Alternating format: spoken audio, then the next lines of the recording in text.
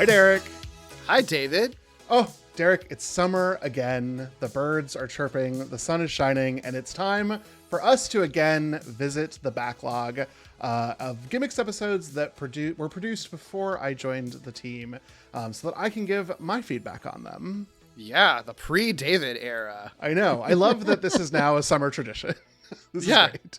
And eventually we're going to run out of these. You know, there's a finite number of them. So, that is true. I was really trying to come up with ones that I wanted to cover, and then I didn't want to duplicate guests because there were a couple that I was like, oh, I want to do this, but I already picked a Doug one. It's going to happen. It's going to have to happen, though. Yeah. But for this one, we are talking about the episode of Moonlighting, Atomic Shakespeare, that you originally covered with Kevin Cafferty. Yeah. What's your experience with Moonlighting, David? Great question, because I was really trying to answer that question for myself. Because I said, I think I've seen all of Moonlighting.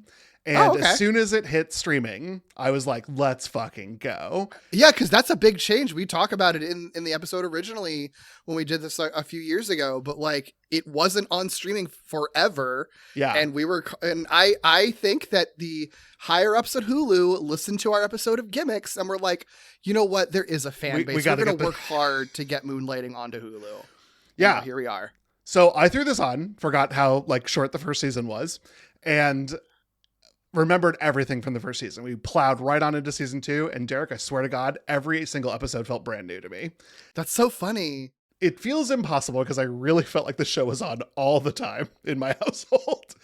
And it couldn't have been that we were just watching season 1, but everything was brand new. And even this episode, which I could have sworn while listening originally to you and Kevin talk about this, I was like, oh yeah, I remember seeing this. As watching it, I was like, have I ever seen this? I truly don't remember.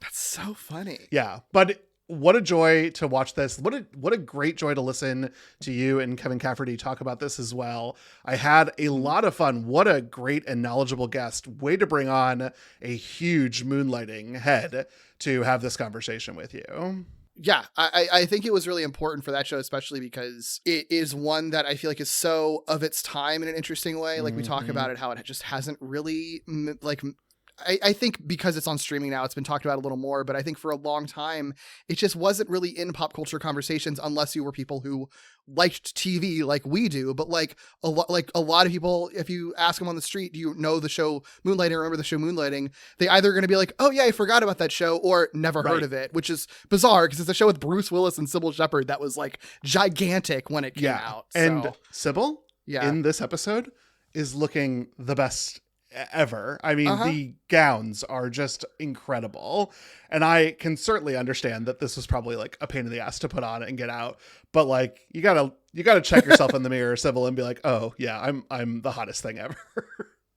Right. Yeah, absolutely. Do you have a Shakespeare familiarity at all or experience? Yeah, I mean, much like some of the conversation that you and Kevin will end up having on this episode, I too struggled with reading Shakespeare, but as soon as I saw live performances, I fell in love with the way that it is performed. And even to this day, like I would love to engage with these stories, but I almost need to go find a recording to enjoy them because it really is important to hear it performed.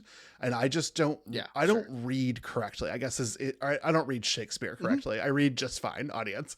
But I don't read, I'm not able to make the correct tonal interpretation as I read it. I need someone else to do that. And I feel that way about a lot of poetry as well. Sure. Yeah. I mean, I think a lot of people are like that with Shakespeare too, though.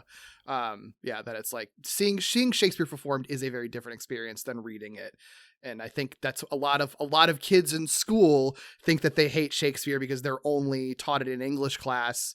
And if they don't go see an actual production of it, they're like, well, how could I ever understand this? But then this episode, I think the joy of it is that you see it on screen and it's like, yeah, I understand everything that's going on. You know? So now I've done a lot more Shakespeare, which is really fun. And I think one of the things that I've really been surprised about is that the more I think the IMDb synopsis of Shakespeare's plays sort of has an inverted relationship to how much I end up enjoying them. Like I find the historical ones to be a lot of fun to see performed, but they are topically less interesting than something like Twelfth Night or Taming of the Shrew or even Romeo and Juliet.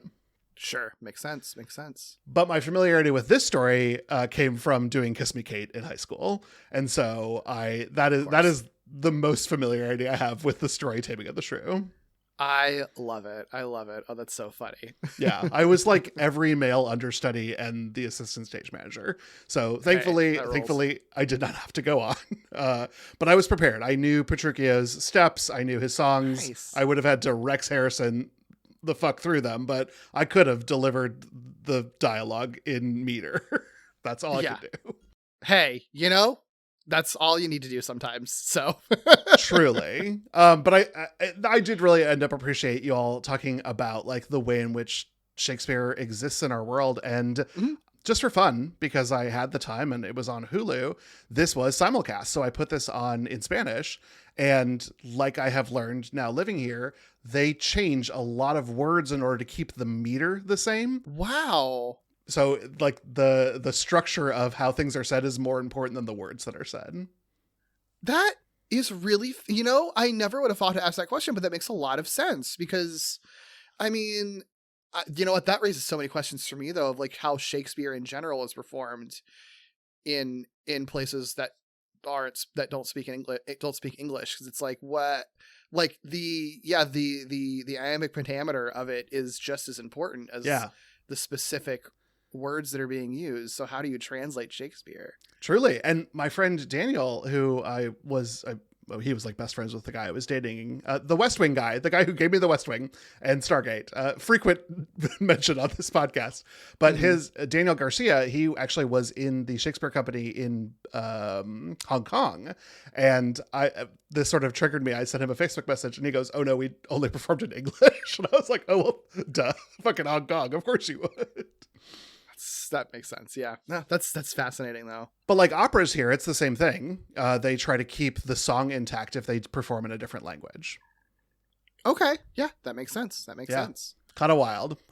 Yeah. The one thing I was waiting for you and Kevin to bring up, and it just sailed on by, was when Miles O'Brien showed up as one of Katerina's suitors there in the giant plaza. And I was like, oh my God, it's our guy from Deep Space Nine. I don't remember that happening. I must have totally missed that. Yeah, he's just one of the suitors. So he's got like one random line that he goes off. And I was like, oh my gosh, there he is. And it is Colm Meaney. Meaney, yes, thank you. And I had to double check. I was like, is this him or just a guy who looks like him? And nope, there he is.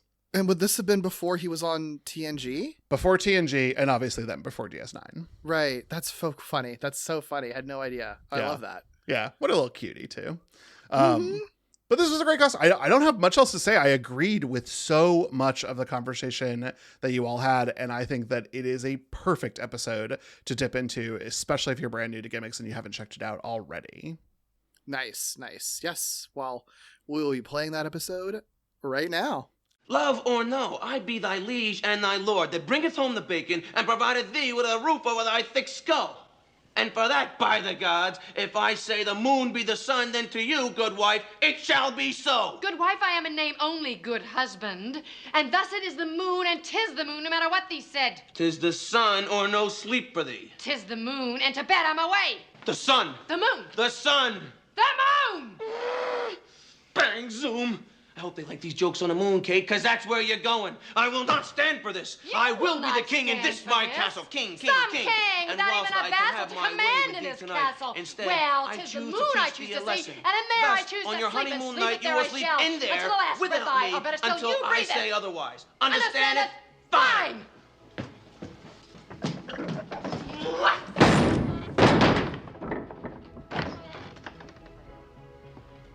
Methinks 'twas something familiar about that.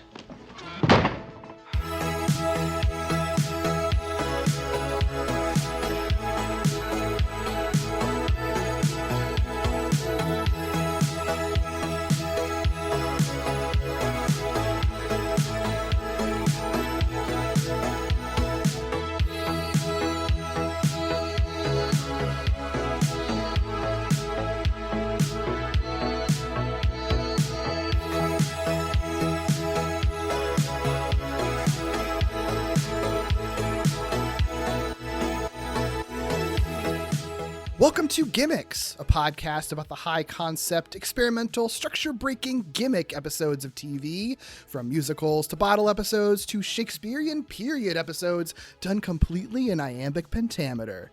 I'm Derek B. Gale, and who's with me today? Hey, this is Kevin Cafferty from the podcast Gleaming the Tube. Very excited here to talk about one of my favorite TV shows. Wonderful. Yes, me too, because we are talking about Moonlighting, specifically season 3, episode 7, entitled Atomic Shakespeare, a very famous episode of this show. For those of you who are unfamiliar with Moonlighting, which I actually, despite how huge the show was, I wouldn't be surprised if there's a chunk of my listenership who really doesn't know this show at all, because it has not been very easy to find for many, many years.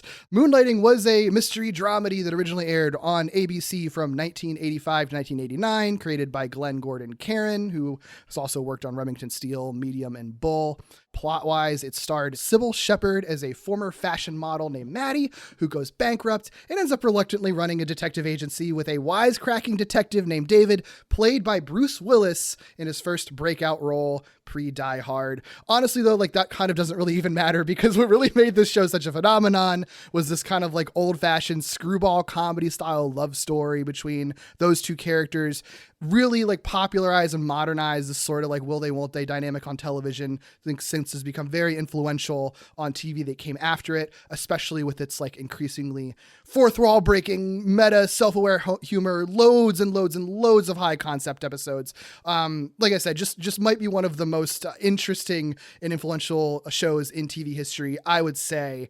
But before we go further on that front, Kevin, what is your personal history with Moonlighting? I was a huge fan of Moonlighting when it was originally airing. I was fairly young. I was probably about the age of the little kid who bookends this Atomic Shakespeare episode.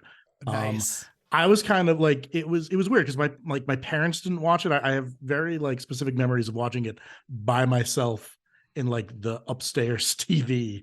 And I'm not sure what drew me to it initially, but what kept me there was I really loved I was sort of endlessly delighted by the fact that it was characters on a TV show who would talk about being characters on a TV show.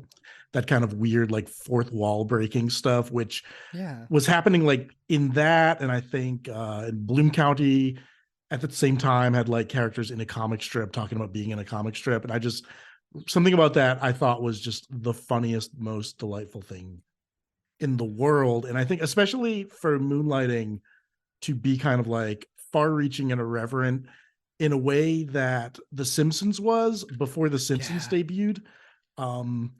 Especially there are a few through lines there, like Alf Clausen, who was the musical director on The Simpsons for something like 24 seasons, also did all the music for Moonlighting, where he's kind of aping Bernard Herrmann, Hitchcock scores and things like that. I did not pick up on any of the homages to screwball comedy, although since having watched Moonlighting as a kid, I've come to really love screwball comedies from the late 30s, early 40s.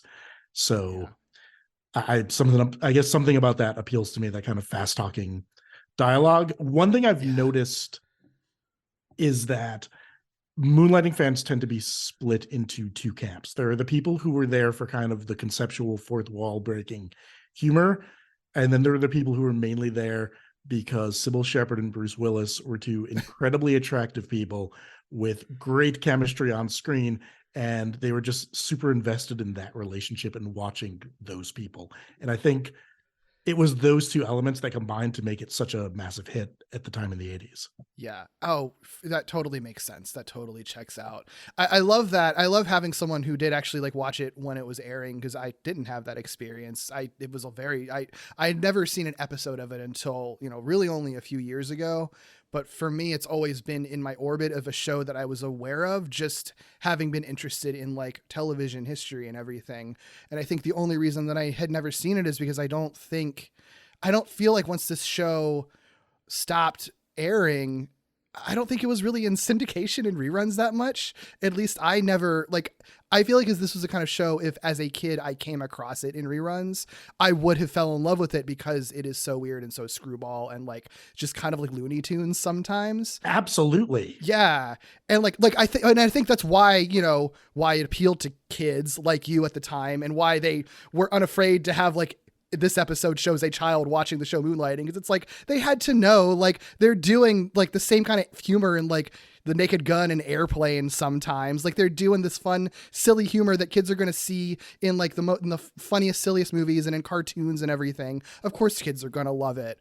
But I think it's sort of fascinating to me because I think like despite how I think people that are maybe my age or younger might be surprised at how much of a phenomenon it was in the late 80s, because it's kind of, I feel like, been weirdly memory hold in like general pop culture consciousness. I think because it wasn't really rerun a whole lot after it stopped airing, and because it hasn't really been super available, you know, like it's, you know, there's a whole conversation about it not having been available for streaming and the DVDs being out of print and everything like that.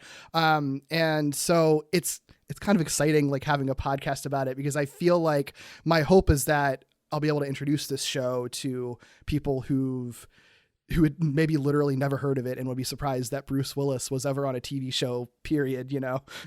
Yeah, I think they only made about the 65 episodes total, which was not really enough to get it over the line to something that's going to be syndicated heavily. I think it would occasionally show up on Bravo because it was kind of this kind of blue chip show from the 80s that gets held up as one of the big examples of quality TV from that time. But it never really maintained a big syndication market. And, you know, there were DVDs, but I don't think the DVDs sold particularly well. It's never been streaming anywhere, mostly because of music rights.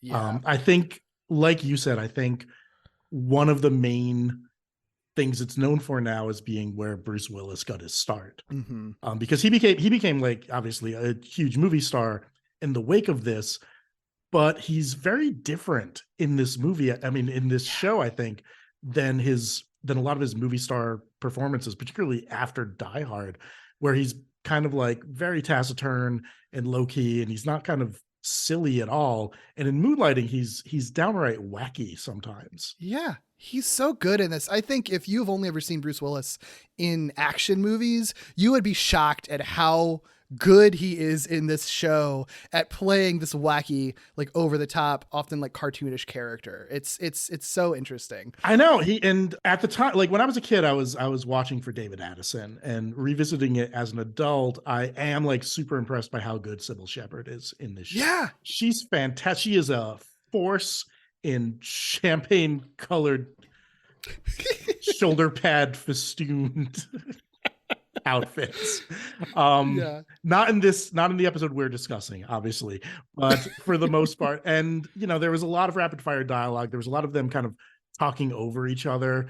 I think this is one of those shows where at the time in the 80s, it's the way it came at kind of gender politics was seen as progressive. But just because, you know, the world always moves forward, I do think it, in retrospect, seems a bit dated when it comes to that stuff. And obviously, you know, the episode we're talking about is based on a Shakespeare play. So it's, the gender politics are really retrograde in this. Yeah, look, this episode, it's not a woke episode particularly, although the changes they make to the Shakespeare play are you know, progressive compared to what Shakespeare was doing. So, you know, I give him credit for that. But yeah, you do kind of have to meet it where it's at from when it was being made. Although, you know, even all of that said, though, I do feel like I know when I was watching it, you know, I went into this originally. I haven't watched through the entire show, mostly because it's just kind of annoying to watch like low quality rips on like YouTube or whatever. And they are supposed to be working on getting it streaming like at some point in the next few years. I know the creators said that they are actively working on that. So as soon as it hits streaming, I'll binge the whole damn show. Though every time I read about episodes I haven't seen yet, I'm like, maybe I should just like go ahead and watch it right now, because everything I haven't seen sounds really fascinating. But anyway, even watching it now, going into it being like, I know this is a show that started in 85. You know, there's a lot. I'm watching it kind of for its place in television history and just to sort of see what it was doing and the really interesting high concept stuff, I still was surprised at how modern this show kind of feels. Like, I do think that the fast talking dialogue and the wordplay and like the type of humor that it has, not a lot of shows since have really ever been able to capture it. And I feel like just the general pace of it in general, like, I think people would be surprised at how modern this show still feels to this day. And I think you did not have a male lead on an hour-long show that acted like David Addison did before Bruce Willis played David Addison, because what they were really doing was trying to get some of the energy of what, say, the Saturday Night Live people were doing in movies at the time. So I think there's, especially in the early episodes of Moonlighting, there's a lot of Bill Murray and how David Addison is written.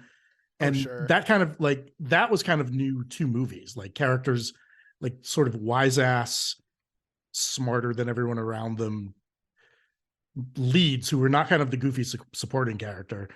And this was the first attempt, I think, to bring that sort of character to television. I think it really popped. And especially the way Willis played it, where in the pilot, he's kind of riffing on Bill Murray a bit, but I think he found his own way to do it eventually. And some of it's like, in retrospect, like the whole bluesman stuff, I find not the coolest thing in the world. And it's hard because obviously Bruce Willis is going through some very difficult medical situations in terms of suffering from dementia. And that obviously is incredibly tragic. And I think everyone wishes him nothing but the best. But it's hard sometimes to talk about some of the stuff he did in the 80s without, getting a little bit mocking. Like his Return to Bruno album is terrible. I've never fucked with Bruce Willis's musical career, and I have no interest. So, but that was like a thing. Like, Don Johnson put out an album. Don Johnson had a top 10 hit off of Miami Vice. Eddie Murphy had a huge pop single. It was just, people were just, actors were just like, I'm doing this. Patrick Swayze had a big hit. Man, what a time. Oh, true. The 80s were something, man. And I think one of the other things that really set Moonlighting apart was it would take these big swings with episodes which other shows were not doing at the time. I think the first one was they did an episode called The Dream Sequence Always Rings Twice in the second season, which is a very famous episode of Moonlighting, probably second only to this Atomic Shakespeare one. And honestly, I think that one is maybe a little better than Atomic Shakespeare. Atomic Shakespeare is more fun. Yeah, I would agree. I think that's a better constructed episode. I think Atomic Shakespeare, I think it gets more points for ambition, and it is more of a cartoon. But like, as if you're wanting to watch a good episode of television, Dream Sequence is definitely a better one. But they're both fun for different reasons, for sure. Dream Sequence manages to like reveal character, and it like, I didn't pick it up as a kid, but like seeing how like one dream sequence is shot like an old MGM movie and one sequence is shot like a noir, I was like, it blew me away. And I think the episode that aired before Atomic Shakespeare had a whole conceptual dance number in it, directed by Stanley Donen, who did Singing in the Rain. So it would just do these kind of like really big swings in episodes that just other shows were not doing. And I think part of that is the way ABC was in the late 80s. I think they were the number 3 network, and they were willing to take chances on shows like this, which is how you got The Wonder Years and My So-Called Life and Twin Peaks. And I do think Twin Peaks is probably the more influential show, but I think without Moonlighting, you don't get Twin Peaks. I think that I agree with that. Twin Peaks is definitely more influential and definitely more top of mind too. Like, I think that's really stuck in the pop culture consciousness. I do think that the way that Moonlighting approached like both characterization, but also like kind of treating audiences intelligently and being like, how television works. Television has existed for decades at this point. You're all smart enough to know that when we talk about the making of a TV show, within the context of the show, what we're doing. We can kind of trust you with that. And I know they weren't the first to do that, but I do think the amount that they did that, I think going forward, I think more shows were willing to do more high concept stuff and sort of self-aware stuff because this show had done it so often and so successfully. And like, it didn't alienate people. If anything, it attracted people. And, you know, I think that like I always say that for me, for this podcast, honestly, Moonlighting is one of my tentpole shows for like me coming up with doing this podcast, because I've always said there was like Moonlighting,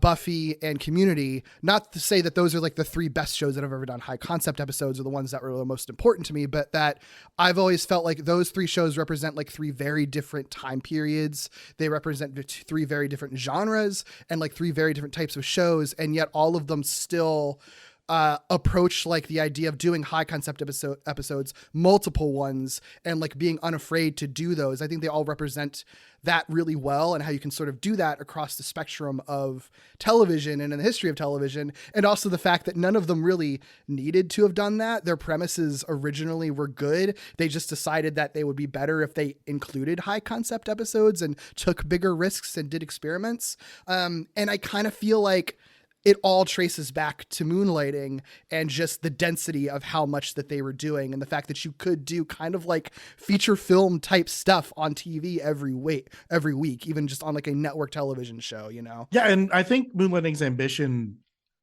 was, I think it was one of those shows that burned really hot, really fast, which some shows do, and which is fine.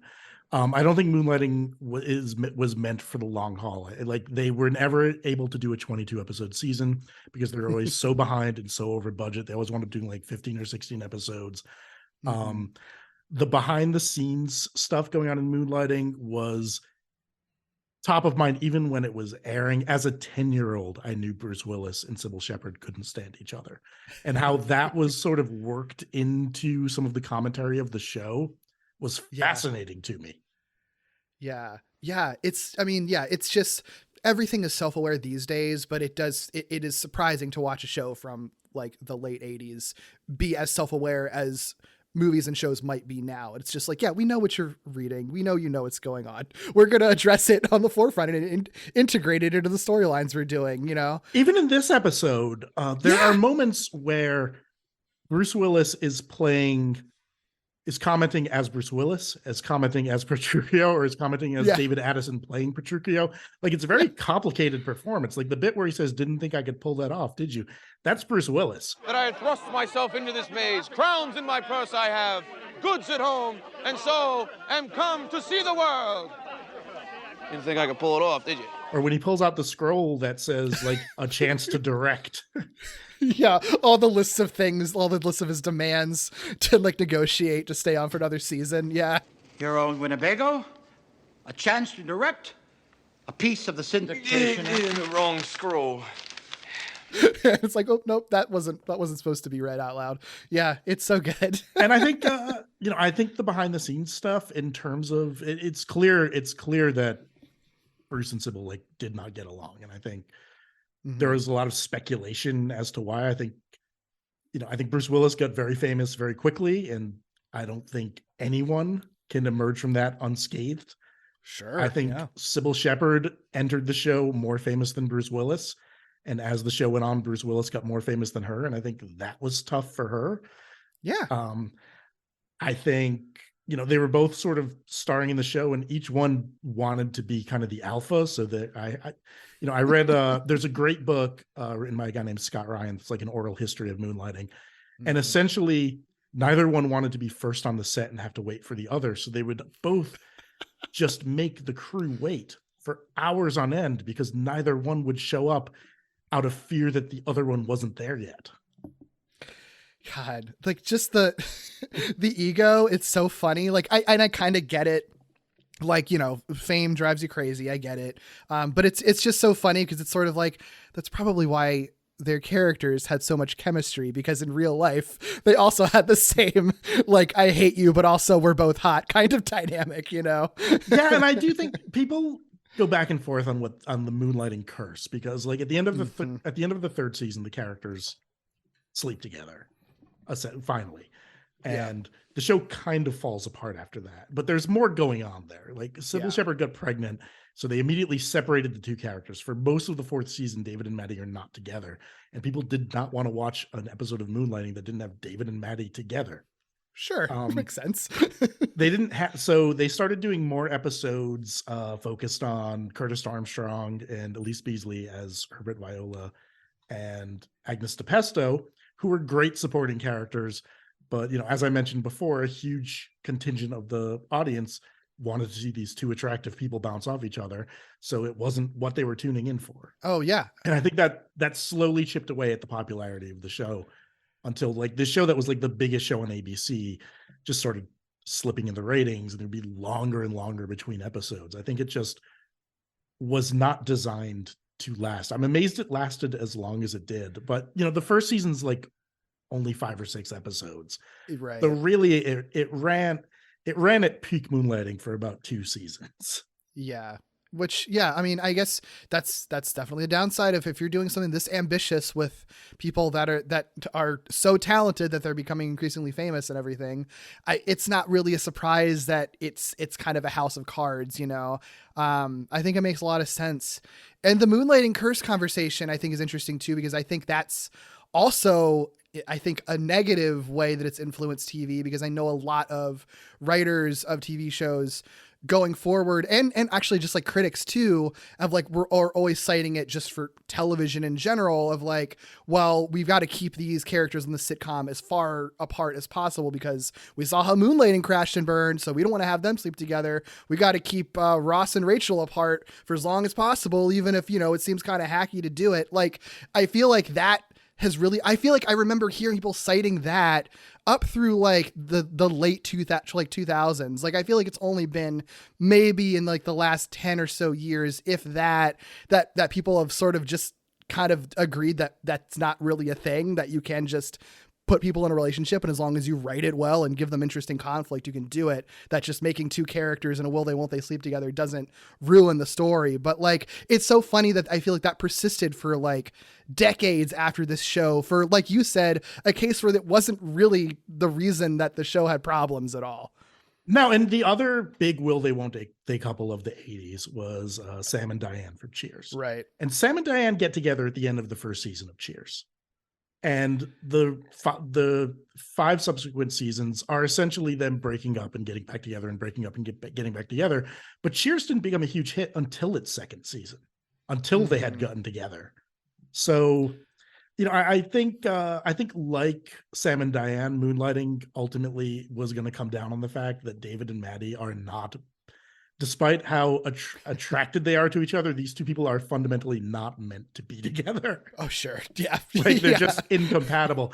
But I don't think that's the case with every will they won't they couple. I think, you know, you look at like Jim and Pam from The American Office. And once those two characters got together, those two characters were together.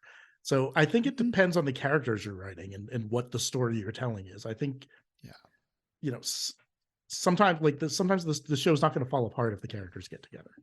Yeah. Oh, I fully agree. Fully agree. Moonlighting will be back in a moment. Tuesday, you know who they are. Hello, stranger. Stranger me? And you know where to find them. Mr. Addison. Yes. You are a preposterous human being. Do you know that? All right, I'll admit it. Moonlighting, the perfect romantic comedy. You'll love it. Tuesday. Moonlighting, brought to you by Advil, the pain reliever over 40 million people have taken for headaches, muscle aches, fever, backaches, and minor arthritis pain. Advil, advanced medicine for pain. Tonight. Get your hand off my behind. What's got more Emmy nominations than any show this year? Including Best Actor, Best Actress, and Outstanding Dramatic Series? A clue, a clue, a clue. Goes on right. It's Moonlighting tonight.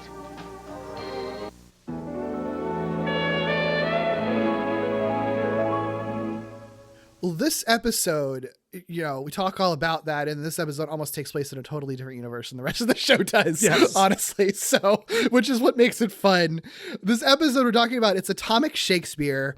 Original air date for it was November 25th, 1986. The synopsis per IMDb, I really love the synopsis because it's really not great. A student starts to watch Moonlighting, then his mother appears and reminds him that he has to read Taming of the Shrew for school. As he starts to read, the characters from Moonlighting enact the play. Like, that's technically what happens, but I feel like it really front loads like a very minor part of the setup of the episode and kind of undersells what the episode actually is.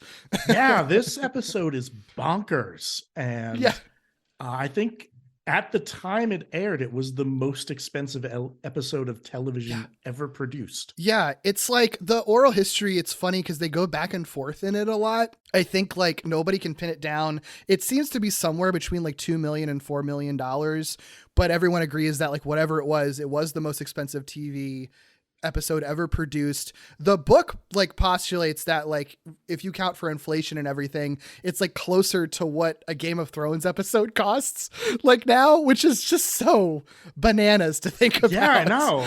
But you think about it, like they couldn't use any of the existing sets. Mm-hmm. They had to come up with these new costumes. They were shooting way over the normal allotted time for a 45-minute episode of TV. It makes it like they're probably keeping the crew there extra. It's just they were like it was like they were inventing a whole other pilot for a whole other show. Yeah, I think the one of the, I forget who said it in the oral history, but there's sort of like locations, costumes, extras that cost a lot on its own, but also because they were doing everything so last minute and like it took like 18 days I think in total to shoot this, which is like more than twice the amount of like a regular network television episode normally takes. And they like the length of it and the fact that they had like instead of like an A unit and a B unit shooting, like it was like 2 A units shooting because they were like, they had so much to shoot. So it's just like, I mean, it basically was making a movie. They basically just made a 44-minute film essentially.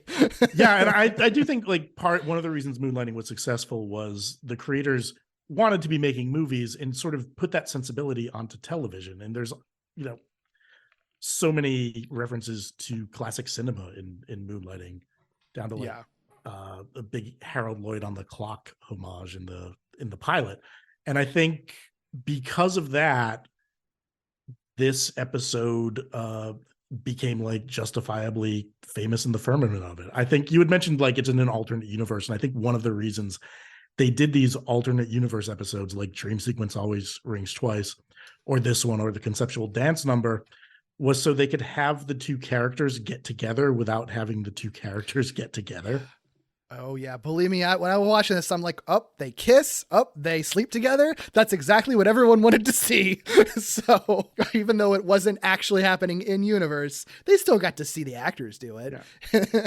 So yeah, I want to talk about the people who wrote this episode because it was really an idea from them. Ron Osborne and Jeff Reno are the credited writers of it. I also like the episode credits from an idea by William Bud Shakespeare. Laughed so hard when I saw that. But it was Osborne and Reno that kind of came up with it. Their other credits outside of the show are so interesting because they've written the screenplay for Meet Joe Black. They're also developers and producers of the Duckman cartoon. They were producers of The West Wing, and they were supervising producers on the CW's Beauty and the Beast show. So across the spectrum of very interesting, varied things that they've worked on. Yeah, and I had read that Moonlighting creator Glenn Gordon Caron at this point in the show was heavily rewriting everyone's scripts, and this one was basically it was like they filmed the first draft. Yeah. They said that like it was Jeff Reno was the one who just had the idea. He said it was just sort of like just fully formed in his head. He just had the idea of like, oh my God, do a Shakespeare episode, do an episode where they're all speaking in iambic pentameter. Like they have already done a number of high concept episodes by this point. Like it seems like an insane idea to do an episode in iambic pentameter, but like they've already excelled at doing these high concept episodes. Like why not take it up a notch with the ambition and make it even more of a challenge, right? And so I think they said they initially were thinking like, well, we can do Hamlet. We'll do it in the present day. They're already in a detective agency. Hamlet starts with like a murder. So they can do a whole murder mystery with complicated family dynamics, just like Hamlet has. Like that kind of makes sense. And then it was the creator, Karen, who suggested that they take it a step further and just like do a full-on Elizabethan period thing. Don't do it in the present day. And also, like, nobody cares about the detective stuff anymore. That's kind of secondary to the won't they romance anyway. And what else has like a romance at the center of it? It's Taming of the Shrew, which basically has the same sort of like they hate each other and then fall in love dynamics as Moonlighting does. So it kind of all like clicks into place conceptually, I think pretty quickly. And then, yeah, like you said, they just like write it all like just in a few days. Watching this, I did think that the David Maddie dynamic is probably closer to Beatrix and Benedict from Much Ado About Nothing. But I think Much Ado About Nothing is such a complicated plot with a bunch of characters that you couldn't really do it as Moonlighting, because with Taming of the Shrew, you've got, you know, David and Maddie as Petruchio and Katerina, and then you've got Herbert and Agnes as the other two, and you're set, you're good to go. So you couldn't really do Beatrix and Benedict, but I would have loved to have seen like 80s Bruce Willis and Sybil Shepherd do those characters. That would have been really interesting. Yeah, it would have been a really complicated one to do. I think that they ultimately made the right choice because you can distill Taming of the Shrew down pretty to a pretty simple plot. They're able to cut out all the subplots, you know, and it still makes a lot of sense. So I think they made the right choice, but I agree with you. There's definitely would have been other opportunities. I honestly think like their original idea for doing Hamlet also would have been really fun and cool. Like, I know that this episode took a lot, but if they'd done more than one Shakespeare episode and done a different take on it, like I don't think anybody would have been mad about it. Like I think it would have been pretty cool, actually. Probably not. I did read that when they went to Sybil Shepherd and said, we're going to do Taming of the Shrew, she immediately responded, well, who's going to play the shrew? And I did read that this episode was weirdly poorly, like it did weirdly poor in the ratings compared to the episodes before and after. I think maybe the way it was advertised, people were confused. Like, this isn't my Moonlighting. It did air Thanksgiving week. Maybe people were traveling because the ratings bounced back immediately after this aired. Yet it is, I think, the most famous episode of the show. I think this is one that high school English teachers the world over would pull out the wheeled VHS television setup and show to the kids to get them interested in Willie Shakes. Look, you know, if you show me an episode of Moonlighting in an English class, I'm here for that. Like, sure. Yeah. I think that would get me more interested in Shakespeare as a kid. Yeah, absolutely. I get it. Yeah. I feel like that probably contributed to this episode's legacy and being like remembered better and more fondly as time went on, even though not a lot of people seem to have watched it when it first aired. And I know that Moonlighting did a lot of reruns while it was on ABC because of their big gaps between episodes. So this episode also might have been rerun a bunch of times too. So other people might have had other chances to see it. So, and you know, the whole things are in an iambic pentameter, and it's sort of like sometimes they're taking direct lines from Shakespeare, sometimes they're riffing on lines from Shakespeare, sometimes they're just inventing their own weird rhyming couplets that people are giving to each other. I think there's one bit that's sort of like typical Shakespeare body language that the censors tried to get them to remove, and the writers were like, well, no, it's taught in English classes. Yeah, it's so funny. Yeah, it's definitely a testament. Yeah, to I couldn't tell sometimes. I was like, I don't remember if that's actually Shakespearean lines from Shakespeare's plays or if they're making it up, because like his plays are also full of like dick jokes and innuendo and stuff. So like it kind of fits perfectly. They can play it back and forth and they all work. Is there anything worse than when you're at, like, if you go to a Shakespeare play and they make one of those body jokes and the people in the audience who laugh a little too loudly because they want you to know that they get the joke? Yeah. It's like, yeah, I get it. I also read Shakespeare in college and looked at the Cliff's Notes of it too. I know, I get it. We're all in the same boat. Yeah. It's fine. He's talking about a cooter there. The director of this episode, I think, is also kind of interesting because I've actually talked about him on this podcast before. Will McKenzie directed this, and he also would eventually go on to direct the Scrubs musical episode that I covered last year, which is just, it's so funny. And I actually think he's probably going to end up coming up again because he directed a Family Ties episode that I think is on my like to-do list that someone had pitched. So like, I think that was me. Was it the My Name is Alex one? Yeah. So like, the dude's all over high concept episodes of TV. It's so funny. Oh wow, yeah. Yeah. I mean, he does a really good job with this, and I was really impressed by the costumes. And I was impressed by almost everything in this episode, except maybe for the performance of Good Lovin'. I was feeling so bad. I asked my family doctor just what I had. I said, Doctor, Mr. MD, now can you tell me what's ailing me? It's an odd choice. Definitely an odd choice. Although I did read that the Rascals had broken up, and on the strength of the popularity of this episode, like got back together and toured that summer. Oh my God. That's so funny. Because, That's so funny. Because Bruce Willis sang Good Lovin' in this episode of Moonlighting. Yeah. He apparently was playing the harmonica like live during that during the filming of it too, which is really interesting. He's a harmonica man. And honestly, when I was a little kid, I thought that was really cool. Yeah. I was like, he broke into Good Lovin'. He knows how to he knows how to rock. It's fun. Yeah, like it's silly. I think that it is so unexpected. Like even with all the anachronisms on this episode, the fact that they still break into a musical sequence, which I wouldn't be surprised if it was more like they were writing it. It's sort of like, shit, we're running out of time. How are we going to fill out time? Let's have a 2-minute musical sequence where Bruce Willis just sings an entire song. Like that's probably going to help your writing process a little bit. But you know, it only like amps the absurdity of this episode and how it kind of just packs everything into it, you know.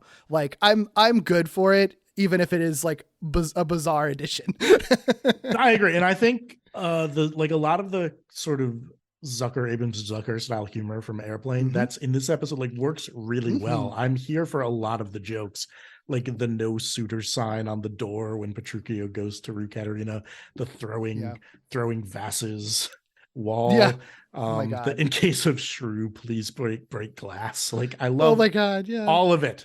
The BMW logo on the horse, the damn sunglasses on the horse, like the ninjas. I love it all. It's so fucking good. Well, yeah, I'm going to talk about some of these scenes because there's so much in this episode. We already touched on it, but the way this episode opens, I love how fun it is because they do start with the opening credits of the show. Some walk by night, some fly by day. Something is sweeter, 'cause we met on the way. 'Cause we met on the way. Mom, what are you doing? You have homework to do. But it's moonlighting. Moonlighting? Yeah, you know, the show about the two detectives, a man and a woman. And they argue a lot and all they really want to do is sleep together? Yeah. Sounds like trash to me. But Mom. Watching TV isn't going to help you on your Shakespeare test tomorrow. You have a lot of reading to do. Let's go. But Mom. No arguments. But then that's when it pans out that it's like, no, this is a TV show being watched by a kid. His mother is telling him to turn him off and do his homework. And I love the description of the show being like, oh, so what about the two detectives who argue a lot and all they really want to do is sleep together? And the kid is like, yeah, like he's so excited and like aware of the fact that it is about two people who want to fuck. And like, that's his favorite show. Yeah, it's so Moonlighting. It's so funny. And the fact that you never see their faces too, I think it's really fun. But that's how we transition into this being Taming of the Shrew, because his homework is reading Taming of the Shrew. I also love that like the guest credits and the director credits and everything are on the pages of the book that he's flipping rather than being on screen. It's such a fun, like clever, you know, introduction to what they're doing. Yeah, with sort of a old-timey rendition of the Moonlighting theme playing underneath it. Yeah, which I'm assuming that was Alf Clausen doing. His score in this episode is really good, like nailing it with the sort of Elizabethan old-timey musical score that they were doing. Yeah, he's great. I mean, like, I feel like his contribution to The Simpsons is undervalued, but I think it is, like, what he brought to that show is just as important as, say, what Carl Stalling brought to the Looney Tunes. 100% agree with that. I'm very anti Alf Clausen having been basically forced to retire from The Simpsons, because I think when you watch the show now, it definitely doesn't sound as good without his score. No, but that's a whole other conversation. But his work on Moonlighting was also really great, and this is one of the best showcases for him. 100%. And this whole thing, it takes place in Italy, 1593, or just an incredible facsimile, as it says on the screen, which is a fun detail. But this is, we do off the top kind of get introduced to all of our series regulars in their Shakespearean roles. So great opportunity to talk about them. We have Curtis Armstrong, who is Herbert Viola in the show, playing Lucentio. He's kind of the first one we meet. I am Lucentio. You arrived from distant lands in search of... It's my fault I get stuck with all the exposition.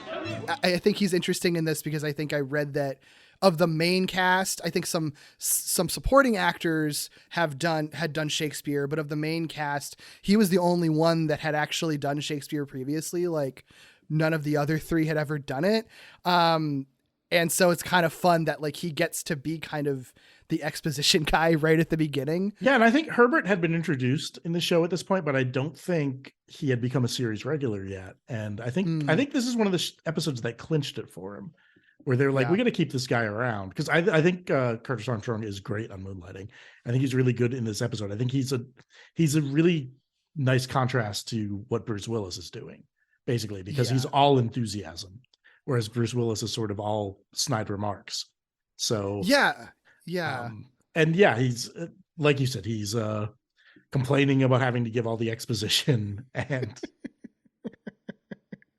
yeah, it's good. And the beginning of it, honestly, even with the anachronisms and stuff, it does follow the plot of the play. Like, he falls in love with Bianca, who's played by Elise Beasley, who plays Agnes DePesto on the show. And that's pretty much what happens in the play. He falls for this girl, Bianca, who her father will only allow her to get married if his eldest daughter is married first. But his eldest daughter, of course, is the titular shrew, who's like outspoken and like man tossing. Like, she's literally introduced. It's Sybil Shepherd as Maddie, as Katerina. And she's literally introduced like tossing men from off screen with like cartoony whistly sound effects. Yes. It's really funny. And Sybil Shepherd appears to be having a ball in this episode. Run, and nowhere to wait you should you stop. As your mouth runneth off, so must your feet run off, and from a poor defenseless woman, no less. Ha, if defenseless be apt, then what against? An army, perhaps, or a lion incensed? Ah, you speak of animals. Yet all three of you be rats, and three blind rats you're not, as clearly you came to gawk at me. We only just arrived to woo and bewitch, having not advanced knowledge that you be such a bitch. Enough! Had the rats tails, though likely they be thrust between their legs, I'd be moved to slice them off. But I'll leave what's left there and give you this. That was one thing that actually it was fun to read in the oral history, knowing how much drama was behind the scenes. This seems to be a case where there wasn't really as much drama, despite how ambitious it was, because everybody says, I think even Sybil Shepherd says in the book, that it was just like, no, it was a blast. You got to be in cool costumes. Like, the worst part was that it was like maybe kind of uncomfortable and they had to deal with that. And then once they dealt with it, everybody was having fun. And I feel like you can kind of tell, like, it does seem like people who it kind of in a good way feels like college students who are excited to finally do their really cool Shakespeare production and pull it off. And they kind of do. Yeah. And Willis gets introduced shortly thereafter on the aforementioned sunglasses wearing horse. What's shaking, y'all? Fill her up, lad. Clean the bugs out of her teeth. To be or not to be? That is the question. Wrong play. Now is the winter of our discontent made glorious. Wrong play. Friends, Romans, countrymen, lend me your ears. That's when it just amps up to absurdity. I was like, oh, okay, this episode's going to be fucking bananas because, yeah, he's wearing sunglasses. Horse is wearing sunglasses. Horse says the BMW logo. He says, "What's shaking, y'all?" Says, "What's shaking, his y'all?" first line. And then they go into that whole like wrong play bit where he's just saying like, "Friends, Romans, countrymen, to be or not to be," like, which was a joke that I loved as a kid. I was like, yeah. And and then he fights ninjas. Oh my God, I have to give it up for the line "Zounds, what mounds" when he sees the woman's breasts.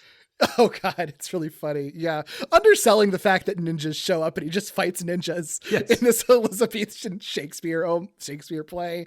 It's like, sure, man. Like it's great. But then to wit, a major plot point cometh, because we get the next thing that happens obviously in the play is that Lucentio is like, this Petruchio, Jesus, I cannot say any of their names. Petruchio, Jesus, says like, that guy's really cool. He just fought a bunch of ninjas. I bet I can get him to court Katerina. So again, plot of the play, they go to her dad and agree that her dad will pay them a lot of money if he can quote unquote tame Katerina and stay married, up through Bianca's wedding, essentially. So again, it's, if you know Taming of the Shrew, it's like the exact same plot. Stuff doesn't, other than the ninjas, stuff doesn't really change until towards the end of it. No, and the lead up to the first meeting between Petruchio and Katerina, I think is really good. I love the "here's Petruchio" shining joke that he does. I think like Bruce Willis does that really well. Here's Petruchio! And a lesser show would have lingered on that joke. Like, yeah, we just did the thing from the movie. But they do the joke, they realize it's funny, and they just keep moving, which I liked a lot. Yeah, it could be a really hacky joke, but hacky because he's using an axe. But like, it could be a really hacky joke, but I think like he really sells it, and it just like cuts away and then it's done. Like, yeah, they don't dwell on it at all, and it's almost kind of like, wait, did that really just happen? Did I just see that Shining reference just now? That, and then immediately into like a really convoluted way to make a joke about pianist envy. What purpose bringeth you? Who are you? Certainly no singer, nor the piano tuner you claimeth to be. You see through me, Kate. No tuner I, though I wish it were amongst my talents to play piano for you. 'Tis a sad state indeed. You're the only man I know who suffereth from pianist envy. Which, again, like no other show on television was doing that. No. And then it leads into like this whole like handheld camera sequence as she's trying to break his head with a fire poker as he's coming after her. And I mean, it's all elaborate because then that I think goes into like the throwing vases thing, and then an entire like chase sequence through the halls back and forth. Again, it's all very cartoony and over the top, but like also could not have been very easy to film any of this. No, it's like when they both tumble down the stairs. You're like, I was sort of looking for the stunt people underneath the wigs, and they did a good job of hiding it because I couldn't make it out. Yeah, they really did. And it's still shocking to just see them both tumbling down concrete stairs. Like, goddamn. Okay. And they're still fighting when they get to the bottom of it too. And that's one of those moments watching it where honestly, like, I get a little uncomfortable just because of like, man, they're not dealing with consent at all in this episode. It's nope. And I know it's the 16th century and I know they're doing like a riff on that, but like there are occasional moments in this episode where I get a little bit like, ew. Yeah, I mean, there's a whole bit during this whole sequence when like Petruchio is literally like restraining her and like holding her arms down to the seat and everything. Yes. Let go, unhand me. I'll try, but I don't think they'll come off. Oh! Your struggle's in vain, my lady, as man is now and shall ever be dominant over woman, and I, being a prime specimen of manhood, am therefore clearly dominant over you. Go suck with your head. It swells beyond measure. Aye, and proudly. 'Tis my will to marry you, my lady, and where there's a will, there's out. It's interesting to watch because like Sybil Shepherd is obviously like holding back a smile and a laugh the entire time, in a way that like I think honestly kind of works because it's kind of fun, but at the same time there's that contrasted with the fact that it's like, oh, this dude is like basically assaulting this woman and then forcing her to marry him. That's not fun to watch. No, and no matter how many Rascals songs you play during it. Yeah. But there, you know, while that's going on, there are still like some solid jokes being bandied about by Bruce and Sybil. You know, about, I think Sybil talks about like cutting off the tail with the stinger between your legs and things like that. It's it's a very complicated hardwire act, and I don't think, and maybe in the 80s it was perfectly executed, but I think that's like the one part of this episode that has aged a little poorly. Yeah. I mean, that's what makes Taming of the Shrew so complicated, right? Like, I think that that's never been a play that I've ever really particularly liked very much anyway. And there's so much conversation about like, was it meant to be a satire? Like, was Shakespeare really that misogynistic? Was he trying to be edgy? Is it meant to be ironic at the end of it or whatever? And like, everybody has a different opinion, and you know, we're never going to know what Shakespeare was actually thinking. So think whatever you want. But I mean, that is part of the context that they're playing into it here, and they don't change any of that. You know, they change how things conclude by the end of it and try to be a little more progressive on that front, intentionally so. But like all this stuff, yeah, you know, it doesn't age well in Shakespeare's plays, and it ages even less here seeing the modern context. I think the only reason that it's not like teeth clenchingly bad to watch is because of how over the top and cartoony it all is. Like when you're throwing a literal wall of throwing vases with a sign that says throwing vases, and there's literally like cartoon sound effects as they're hopping around, you know, like it does kind of soften the blow because it feels less real. But yeah, it's definitely not something that I think you could do now by a wide margin. I think if they made this now, you'd still have the vases. You'd probably still have the chase. You would probably not have, like you had said, the scene where he's sort of like holding her on the ground, restraining her. I could see that being like incredibly triggering for some people. Yeah, absolutely. And you know, I don't want to bring it down. Like I always, like on my other podcast sometimes, where it's like, it's very easy in 2023, like look at something from 40 years ago and be like, well, we know so much better now. But you know, I do think there is something to be said for like looking at things through a modern lens. Like I'm not condemning this episode of Moonlighting. I think it had, like you said, they changed the ending. I think it was trying to make a positive point.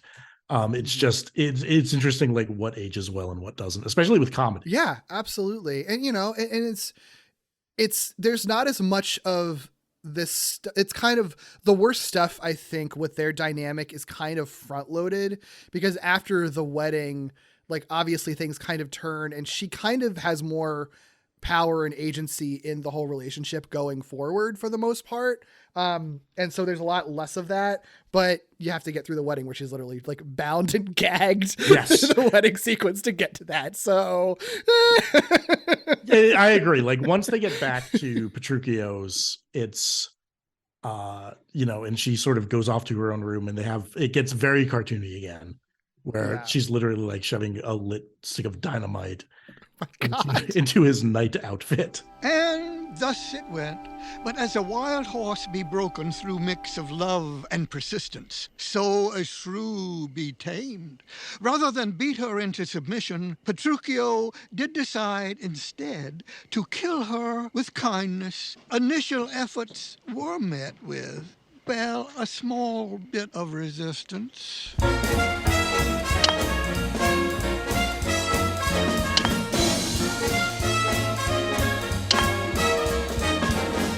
The fucking dynamite. It's so Wile E. Coyote. It's perfect. Yes. I love it. And I think that bit gets narrated by Sterling Holloway, who was, you know, among other things, the voice of Winnie the Pooh in the Disney cartoons. And I think this was the last thing he did before he died. Really? Oh, yes. Wow. That's so funny. Yeah. When I heard the voice, I was like, that's Winnie the Pooh, isn't it? Yeah. In a similar way to Orson Welles introduced the Dream Sequence episode. And that was the last thing Orson Welles did before he died. So, God, so weird. That's the Moonlighting curse, actually. Yeah, I was going to say.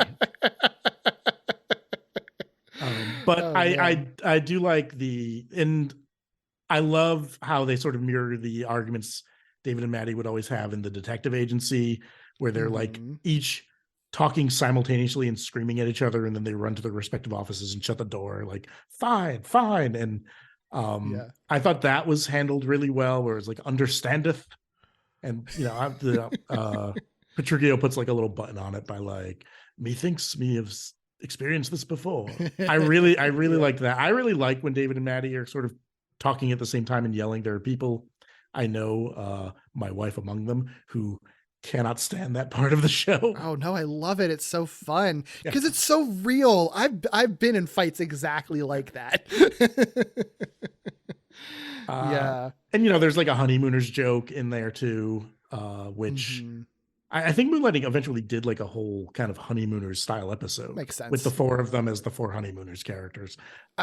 There's so much in all of this that I love a lot. I mean, even before they're living together, like the way that they introduce the wedding is like through like stock footage of like a celebration in a big like black and white, like World War II or something, like confetti falling and a spinning newspaper on the screen introducing the wedding on the front page. Like a ticker tape parade, yes. The ticker tape parade. That's what I was thinking. Yeah. Yes. It's so funny. It's so absurd. God, yeah, and like, yeah, all of the stuff, all the Looney Tunes stuff, him like literally cutting through barbed wire on her door to give her flowers and everything. The fact that he has a Whitman sampler in the 16th century. Yeah, and it never occurred to me he has a Whitman sampler in the 16th century, and I'm like, that box has not changed. Like, it literally looks the same now. And that's something I think I only picked up on watching it for this, where I was like, it's a Whitman sampler. It's so funny. It's so funny.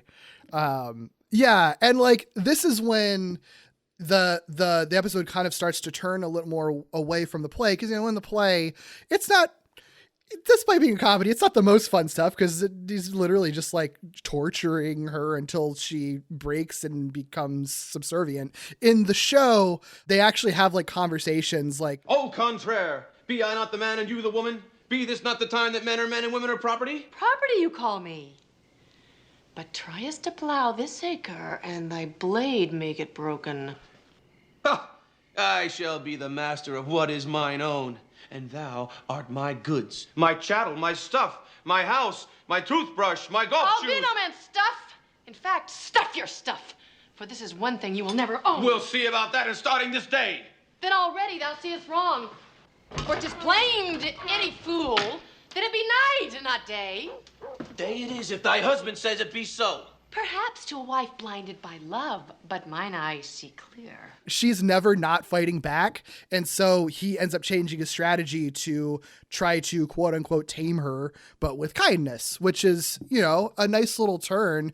And that actually is kind of what breaks through to her, because they actually are able to kind of meet in the middle. And she's like, oh, he actually is like being nice to me, so I guess I can kind of be nice back to him. Yeah, and I think it's when in that dinner scene where she says, like, if you respect me and treat me as an equal, then I think this relationship will take off. And that's when they ultimately start sleeping together. Yeah, and they also set up this this thing that is for sure in the play of like the dynamic of like, you know, your average husband in the 16th century with a subservient wife, like you're going to do anything he says. If the husband says the moon is the sun, then the wife just has to agree and say the moon is the sun, which is a nice thing that they establish early on. So then, you know, it can come back at the end of the story, just like in the play, just like how it does in the play, but in sort of a subversion of what the play does. So they start sleeping together, which everyone watching Moonlighting wanted to see. And then the next, you know, plot point cometh when news of Bianca's wedding arrives. And that's when Katerina kind of overhears that, oh, Petruchio, I am never going to get his name right. Petruchio is actually supposed to get paid if they're married, and that Katerina is tamed by the time of Bianca's wedding. So she's like aware of what the initial situation was and what the initial deal was. Which brings us to the big finish, which is Bianca's wedding, where the band's playing When Birds Suddenly Appear, which is really fun. Yes. He loves it when they play the oldies. or when they playeth the oldies. I just associate that song with The Simpsons from Marge and Homer's wedding, but yeah, well, Alf Clausen must be a Carpenter's fan, I guess. But must be. And like, you know, there's like talk going around that like actually maybe Katerina was faking being tamed, and actually she believes that marriage should be 50-50 and wives are partners. And what is this talk? Maybe Petruchio actually needs to prove that she has been tamed, which, you know, kind of gets us to the big wrap up to all of this, where he kind of publicly asked her to agree with him that the sun in the sky is in fact the moon. I say, 'tis the moon that shines so bright. And as my wife, wouldst thou not agree? 'Tis indeed.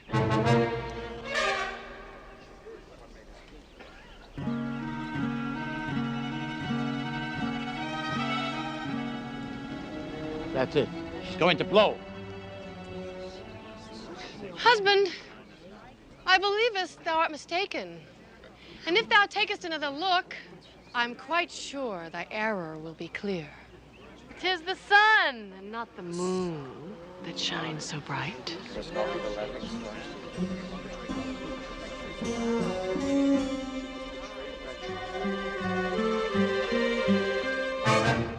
The sun, you say?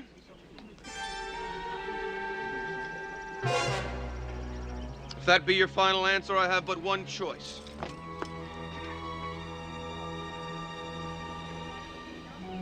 To look again.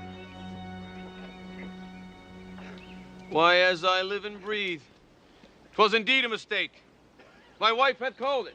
But unlike the play, she's like, no, I think you're mistaken. Actually, that's the sun, like pushing back on him.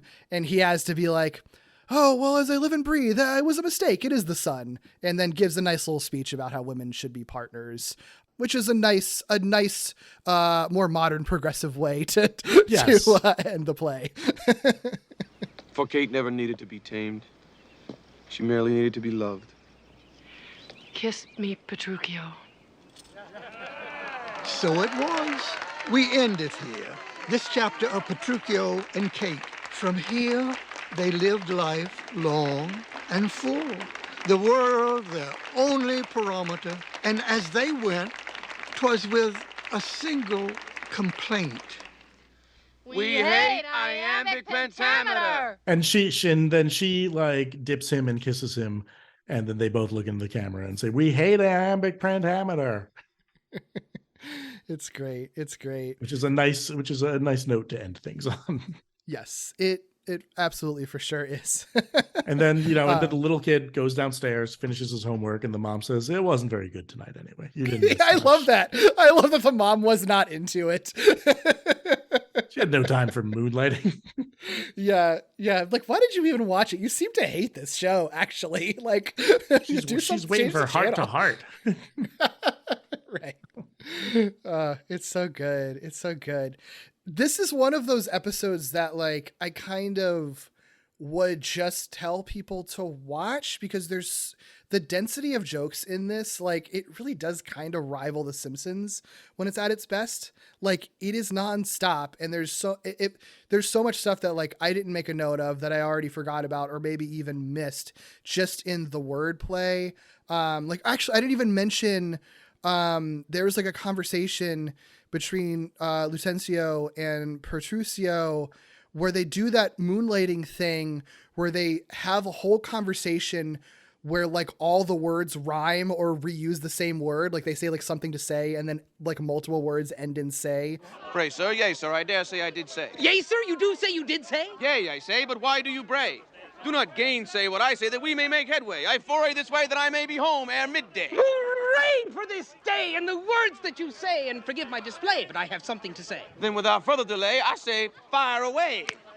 Like there's so much stuff in this episode like that like doesn't even need to be there. It's just because the writers are so good at what they do and are just throwing in every joke that they think of. That it's just like like they all kind of hit too. Like there aren't really any misses in this episode in terms of the jokes they throw out. Now, and you don't really need to know Moonlighting the show that much to appreciate this episode. There are a few nods to like what's going on in the show, like when they both run and slam the door, which is, what they do in the detective agency.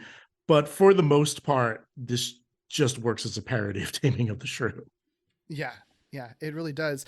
And I think you don't even need to know Taming of the Shrew either. Like, I think there's a reason that like English teachers show it in their classes, or did. I'm sure they don't do it anymore, but Yeah. I because I do think that it's like, if you want a sort of Cliff's Notes version of the basic skeleton of a Shakespeare play, and you don't like Shakespeare or don't get Shakespeare or think that the language is overwhelming, I think that this is actually kind of like a good example of when Shakespeare is done really well, even in this silly kind of parody version of it, that like you can still get it, like I think I've talked to so many people who just sort of refuse to engage with Shakespeare because they feel like they're just not going to understand iambic pentameter and Shakespearean language and stuff. And it's like, if the acting is good, and especially when it's sort of like lightly modernized a little bit, like you get everything. Like this, it's not a hard episode to follow, and it moves really quickly too. And so if you're sort of like not feeling Shakespeare, I think it might be a little bit daunting to watch.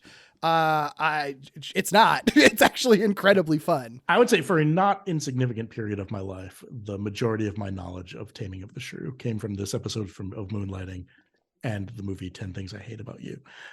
Sure. I have since learned more. And honestly, like I think the biggest barrier people have with Shakespeare is I found it very difficult to read.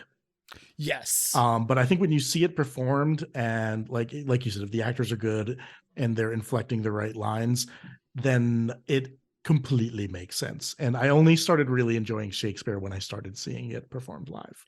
100%. And I think that it's honestly a testament to how good these actors are too, that knowing that many of them had never done Shakespeare before, they deliver these lines incredibly well. Like I would actually like to have seen Bruce Willis and Sybil Shepherd in like an actual serious Shakespeare production, because I think that they would bring a really interesting energy to it. And I think that they would kind of nail it if they're cast well.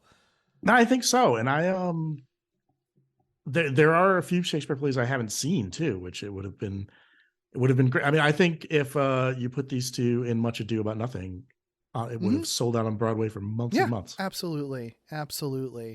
Yeah. Moonlighting, good show. I'm actually kind of happy that I have so much of it that I haven't seen, because it's like, I don't know, I have more that I can watch eventually. And like every time I watch an episode, I'm just like, God damn, this show really is like something special. Even if it was kind of like a little bit lightning in the bottle, flash in the pan kind of thing. When you watch it, I think it makes sense why this was so influential on television going forward in one capacity or another. There really is just like not really anything like it. Yeah, I think once it gets going, which is pretty quickly, like around the end of that first 6-episode season, I think there's a sequence in the final episode of the first season where it kind of figures out what kind of show it is.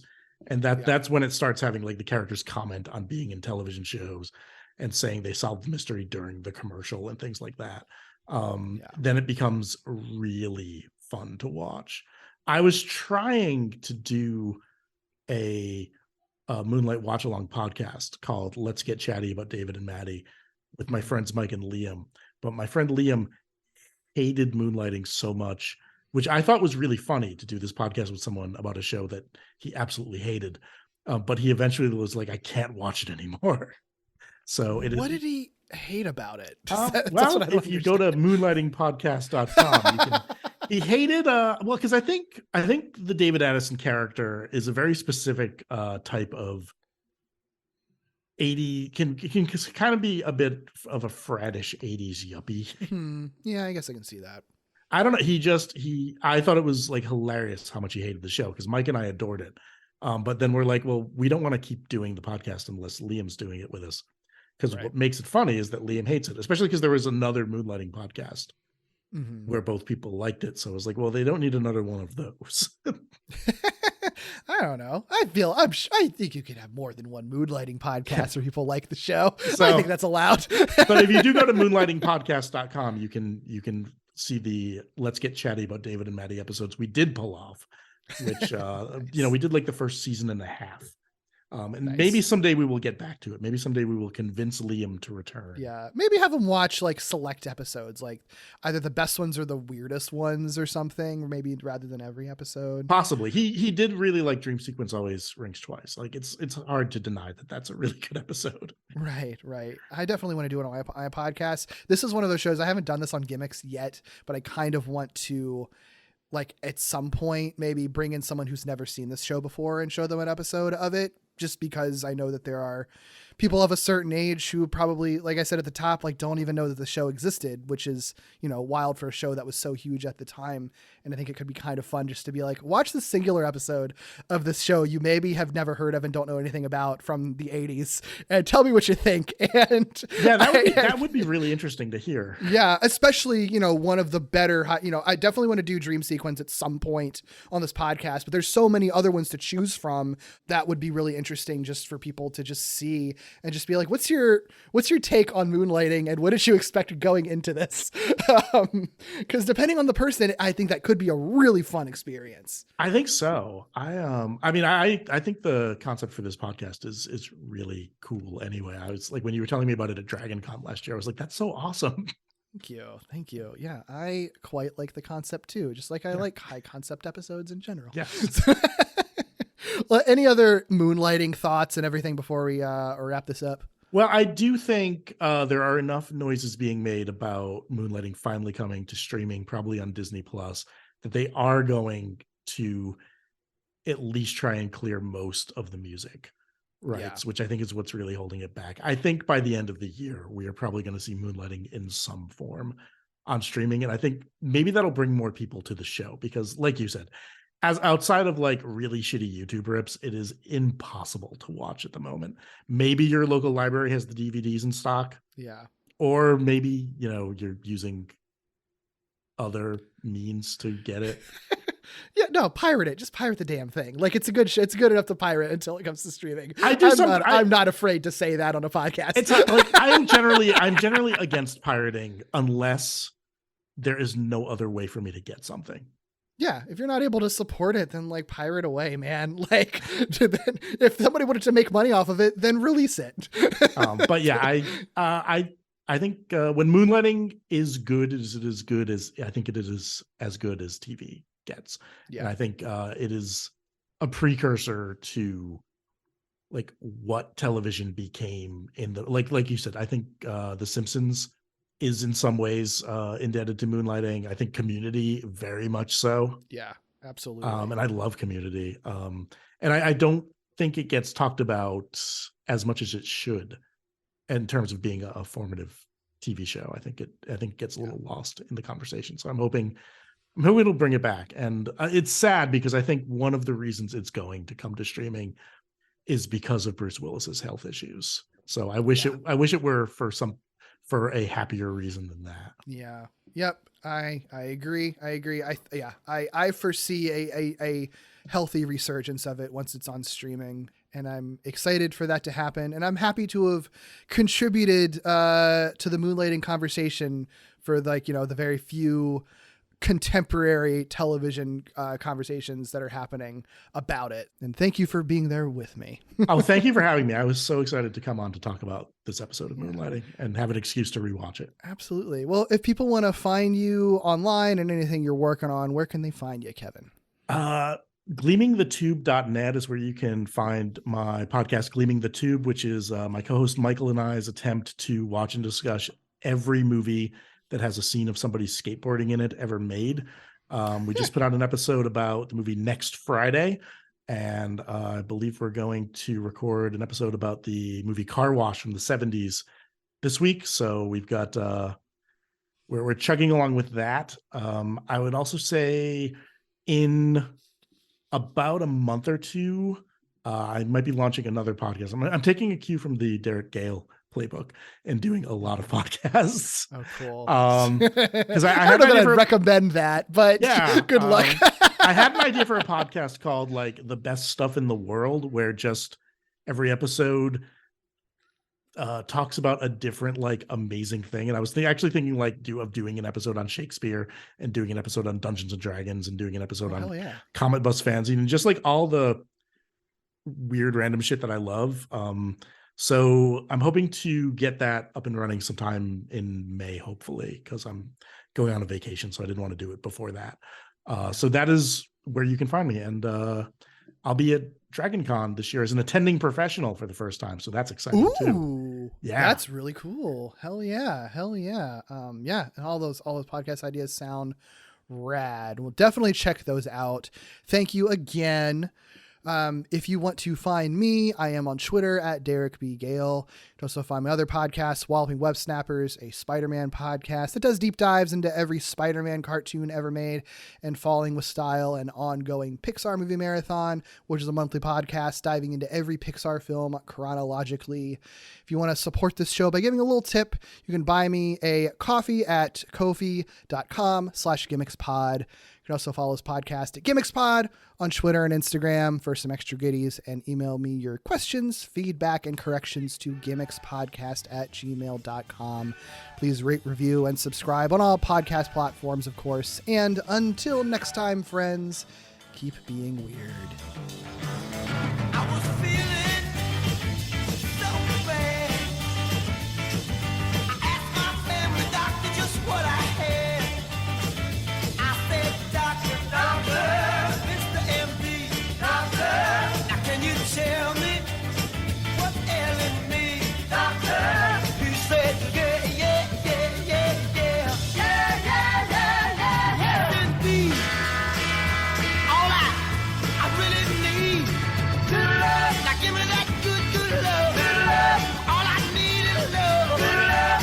Good loving, baby. Good love.